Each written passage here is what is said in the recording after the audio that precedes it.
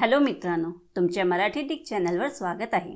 मी तुम्हाला मराठी डिक चॅनलवर रोज नवीन इंग्रजी शब्द शिकवणार। तर चला समय नष्ट न करता आजच्या व्हिडिओमध्ये शिकूया इंग्रजी शब्द। हेपेटायटिस। हेपेटायटिसचे मराठीत अर्थ शरीरातील एका प्रमुख इंद्रियाचा म्हणजे यकृतचा होणारा गंभीर रोग किंवा यकृताला आलेली सूज, यकृतदाह होत आहे। हेपेटायटिसला आपण वाक्यात प्रयोग करून बघूया। पहिला वाक्य आहे she tested positive for hepatitis.